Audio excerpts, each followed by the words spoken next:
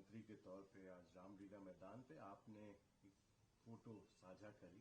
पुराना नाता है आपका और आप जानती हैं रेखा गुप्ता जी को, उसके बारे में बताएं। और अब दिल्ली की मुख्यमंत्री बनने जा रही हैं, कैसे देखते हैं? देखिए, मैं सबसे पहले रेखा गुप्ता जी को बधाई देती हूँ और शुभकामनाएं देती हूँ। जब रेखा गुप्ता जी का नाम अनाउंस किया गया तो मैं सीधा 30 साल पीछे चली गई। 2025 में हैं अभी हम, और 1995 30 साल पीछे गई। तब हमारे पास मोबाइल नहीं हुआ करते थे, एल्बम होती थी, एल्बम खोजी, उसमें से एक तस्वीर खूबसूरत जिसमें मैं अध्यक्ष पद का चुनाव जीती थी NSUI से, और रेखा गुप्ता ABVP से सचिव पद जीती थी, और दोनों ने मिलकर शपथ ली थी। वो वही तस्वीर है। उम्र हमारी 20 साल थी उस समय। तो शपथ ली हम लोगों ने, एक साथ मिलकर काम किया।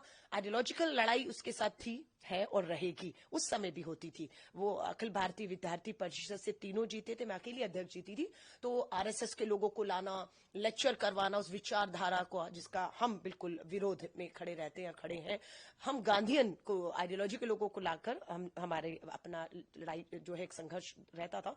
लेकिन मुद्दों पर जब बात आती थी तो रेखा और मैं एक अंडरस्टैंडिंग होती थी कि दिल्ली के मुख्यमंत्री मदन लाल खुराना जी हैं और देश के प्रधानमंत्री कांग्रेस से PV नरसिम्हा राव जी थे, तो सेंट्रल यूनिवर्सिटी है तो मिलकर करते हैं। तो हमने मिलकर काम भी किए। साल बहुत नहीं होता है, हमें अपनी कैंपस, मैं खुद साइंस स्टूडेंट थी, अपनी लेबोरेटरी लैब से फुर्सत नहीं मिलती थी, फिर एक साल में बहुत कुछ करना था।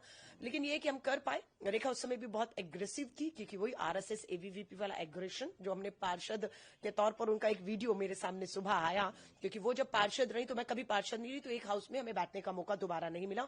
मैं जब विधायक हुई 2015 से 20, तो वो विधायक नहीं थी, तो सदन में भी बैठने का, विधानसभा भी मौका नहीं मिला। अब वो पहली बार विधायक बनी है। लेकिन उनका जो वीडियो मैंने देखा तो मैंने उनको शुभकामनाएं, बधाई तो दी है, लेकिन नसीहत भी दी है, क्योंकि उन्होंने भी शायद नहीं सोचा होगा कि वो सीधा पार्षद से पहली बार विधायक बनेंगी और मुख्यमंत्री हो जाएंगी। लेकिन सदन में जो उनका आचरण है, अगर मुख्यमंत्री के तौर पर विपक्ष में कोई ऐसा करेगा तो वो अब क्या करेंगे, क्योंकि उन्होंने पार्षद रहते हुए सरकारी संपत्ति को नुकसान पहुंचाया, माइक, पोडियम सब तोड़ा। वो आज वायरल वीडियो है।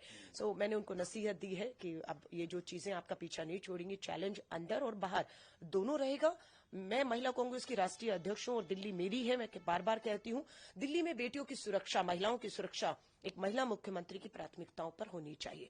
रेखा जी मुख्यमंत्री हो गई हैं, स्वाभाविक है उन्हें पूरी सुरक्षा मिल जाएगी, लेकिन उनकी प्राथमिकताओं पे दिल्ली की हर बेटी की सुरक्षा होनी चाहिए। अगर वो उस दिशा में काम करेंगी, महिला कांग्रेस की राष्ट्रीय अध्यक्ष होने के नाते पूरा समर्थन, सहयोग हर तरीके से मिलेगा। महिला आयोग की नई अध्यक्ष भी नियुक्त करनी होगी उन्हें, और अगर कहीं लगेगा कि वो चूक रही हैं तो हम पीछा नहीं छोड़ेंगे। मुझे याद है शीला दीक्षित जी को निर्भया के मुद्दे पर, महिला मुख्यमंत्री थी, घेरा गया था, पूरा बदनाम किया गया था। लेकिन आज हम बहुत आगे निकल चुके हैं। आज कोई इफ एंड बट नहीं, केंद्र में उनकी सरकार, गृह मंत्री, पुलिस, LG सब उनके हाथ में है, और वो कर सकती हैं, करेंगी तो बेहतर है, क्योंकि वो कामयाब होंगी तो दिल्ली कामयाब होगी, क्योंकि मुख्यमंत्री हैं। वो फेल होंगी तो मेरी दिल्ली फेल होगी। लेकिन चुनौतियां उनको अंदर ज्यादा रहेंगी, बाहर से मुझे लगता है की तुलना में। हाँ, काम नहीं करेंगी तो शायद लगता है कि ज्यादा चुनौतियां उनके पास होंगी। उनसे जो पूछा गया जब वो इलेक्ट हुई, उनसे उन्होंने कहा कि उनकी एक स्टोरी एक इंस्पिरेशनल स्टोरी हो सकती है कि एक मिडिल क्लास लड़की टॉप लीडरशिप पे अब CM बनने जा रही है। आपकी भी जर्नी यही रही है, आप कनेक्टेड भी रहे हैं उनसे, मिले भी हैं, इतने साल काम भी किया है। आपकी उम्मीदें क्या रहेंगी, क्योंकि एक महिला विंग के आप चीफ हैं कांग्रेस की, कैसे आप देखती हैं, क्या उम्मीदें रहेंगी?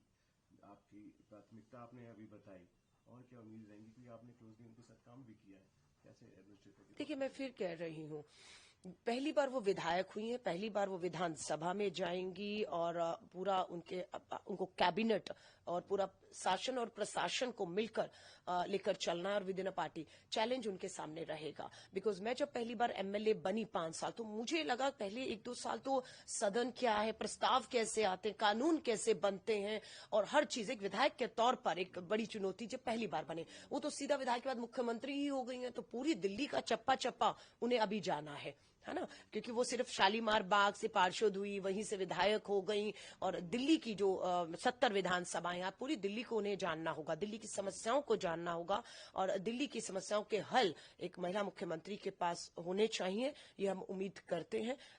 और मैं फिर वही कहूंगी, मुझे उम्मीद है कि वो उनको करने दिया जाए, क्योंकि पहला जो टेन्योर बीजेपी को मिला था, उसमें एक ही टेन्योर में 3 मुख्यमंत्री बदल दिए थे।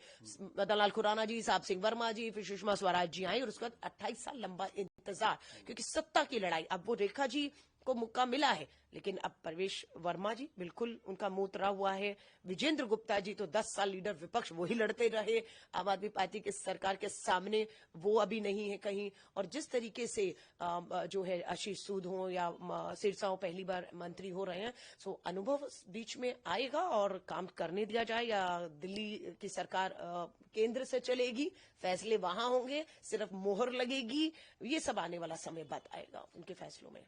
आम आदमी पार्टी के नेशनल कन्वीनर अरविंद केजरीवाल ने भी बधाई तो दी। उन्होंने एक और चीज कही कि हम सपोर्ट करेंगे जो भी डेवलपमेंट का काम किया जाएगा दिल्ली में। उनके डेवलपमेंट के काम के ऊपर आपने काफी कटाक्ष किया, आपने चुनाव भी उस पर लड़ा, जो इनका डेवलपमेंट मॉडल था उसके ऊपर काफी बातें हुई इस पूरे चुनाव में। अब इनका ये जो बयान आया उसको देखिए, अरविंद केजरीवाल जी को मैं कहूंगी, आप तो सहयोग करते ही आए थे बीजेपी को, आप ना सहयोग करते तो आप 10 साल सत्ता में नहीं रहते। ये रामलीला मैदान का आंदोलन और उसके बाद आपका सत्ता में बना रहना, और जब बीजेपी ने हाथ खींच लिया आपसे तो वो सत्ता में आ गए और आप बाहर हो गए। सो मैं केजरीवाल जी को कहूंगी, आप सहयोग करें ना करें, पार्टी को बचा लीजिए। आपके पार्षद तोड़ने का काम शुरू हो चुका है, नगर निगम में आप बाहर होने वाले हैं, चंडीगढ़ में आप बाहर हो गए हैं जबकि आप बहुमत में हैं, और आपके विधायक जो आप बीजेपी से लाकर जिनको टिकटें दी हैं, जिसमें मैं अनिल झा को भी देख रही हूँ, दिल्ली यूनिवर्सिटी में मेरे बाद वो भी रहे और वो बीजेपी से थे, बीजेपी के विधायक थे, आज आपके विधायक हैं, जाने की तैयारी है बीजेपी में सबकी। सो अपनी पार्टी को बचा लीजिए, बेटर होगा, वरना दिल्ली दूसरा होगा जिसमें विपक्ष नाम की कोई चीज नहीं बचेगी। ये बीजेपी का हथकंडे रहे हैं और वो अपने हथकंडे जो है वो करेंगे। आखिरी प्रश्न मेरा रहेगा, जो केयरटेकर अभी सीएम है आतिशी, उन्होंने कांग्रेचुलेट किया, उन्होंने ये भी कहा कि जिस तरीके से महिलाएं आ रही हैं पॉलिटिक्स में, आप उदाहरण है, रेखा गुप्ता जी भी आ रही हैं, ये काफी इंथुजियाज्म देगा महिलाओं को पॉलिटिक्स में आने के लिए। आप कैसे देखती हैं? आप नहीं, बिल्कुल मैं इस बात से सहमत हूं और मैं देखना चाहती हूं कि बीजेपी ने तो महिला मुख्यमंत्री घोषित कर दी, तो क्या आम आदमी पार्टी नेता विपक्ष के तौर पर आतिशी को सामने बिठाती है या नहीं बिठाती। और ये देखने वाला होगा कि दोनों महिलाएं सदन के भीतर, जो मुख्यमंत्री है और नेता विपक्ष है, अगर दो और पूर्व मुख्यमंत्री भी हैं वो, तो देखते हैं क्या रहेगा। और बाहर बैठे अलका लांबा, दोनों का जो रोल सदन के अंदर है, जहां से कानून बनने और दिल्ली सुरक्षित होनी है, हर हिसाब से दिल्ली को आगे ले जाने का काम बखूबी से अगर करने में पक्ष और विपक्ष सदन के अंदर दिल्ली में फेल होगा, तो अलका लांबा